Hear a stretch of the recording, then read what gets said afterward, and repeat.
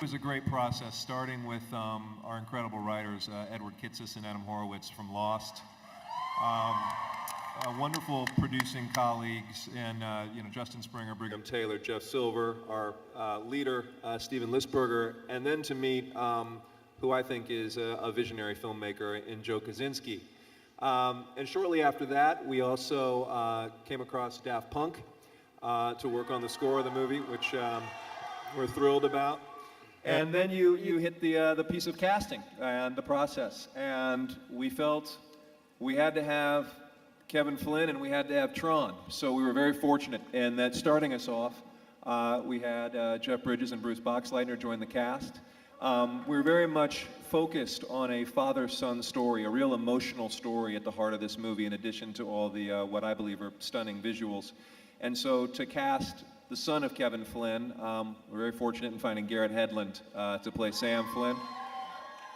And then wonderful other cast members, Olivia Wilde in the system, Michael Sheen, and a surprise or two in the movie yet to be revealed. But just an incredibly fortunate process with a great collaborative team.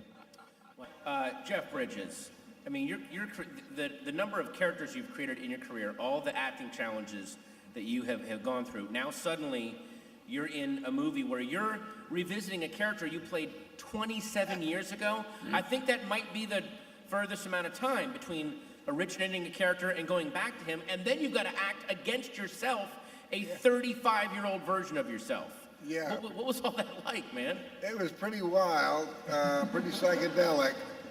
One of the things that always bothered me as an actor when I've had to, be in a movie where you have to play yourself at different ages is that there's usually another actor that has to play that part, as a young man.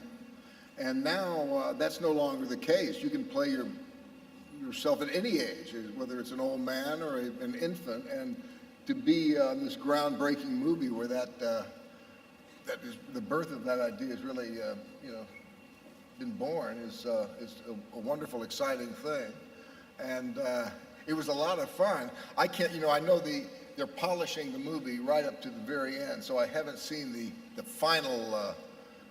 The final effect, but I can't wait to see it. You're going to see some. I'm going to see some today too. Oh. Well, now Garrett, you of course played the young Flynn, the son of Flynn, and they were mentioning earlier how they have the light cycle suits actually light up. Yeah. And so you basically did a movie where you're in a skin tight suit the entire time. They didn't paint that on. That was real, right? Well, at first they glued it on, but I'd say, it's kind of the wardrobe of a lifetime, Where do you go from here?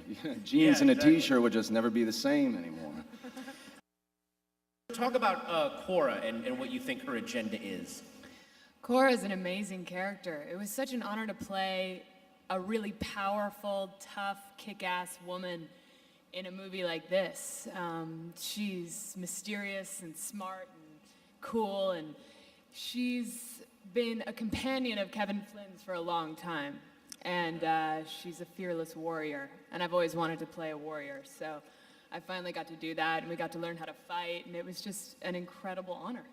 Garrett, did you train for martial arts in the skin-tight uniform, or how did you have to keep that in mind? There's a lot of intensive training that went into this. I think I'd started maybe the first week of January, and we didn't start filming until April 6th or so. And my character had to go through parkour training, leaping over obstacles and that sort of stuff, and motorcycle training, and also intensive physical training, with the 8711 group, and sort of hand-to-hand combat and sort of, all that. It was a tedious process, but you got to do this training to be able to, comply with this suit, and you got to have the strength to sort of, to defy the restrictions that maybe it may offer, but I think we did a pretty good job.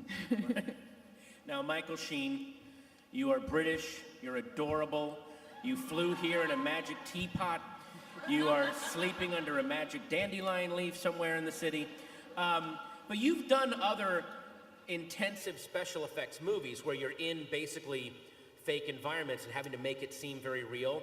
Was this more or less intense than the others? And also talk about your character. You and Olivia sort of share maybe a bit of ambiguity in your characters that you don't quite know where they stand. So